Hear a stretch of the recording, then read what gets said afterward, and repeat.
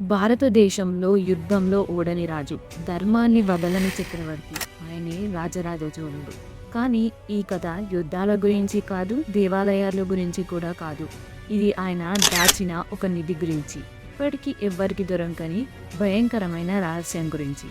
చోళ సామ్రాజ్యం శిఖర స్థాయిలో ఉన్న కాలం. రాజరాజ చోళుడు ఒక రాత్రి తంజావూరు కోటలో ఒంటరిగా కూర్చున్నాడు.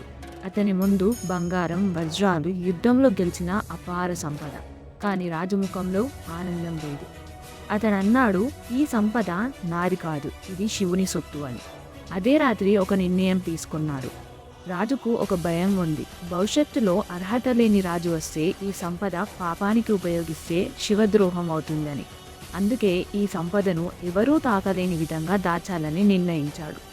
రాజు నిర్మించిన మహాదేవాలయం బృహదీశ్వర ఆలయం. ప్రజలకు కనిపించేది ఎత్తైన విమానం, శివలింగం, గోపురం. కానీ భూమి కింద 7 అంతస్తుల గుప్త మార్గాలు ఉన్నాయంటారు. అందులో ఒక గది శివాగ్ని కోశం అని పిలిచేవారు. అక్కడే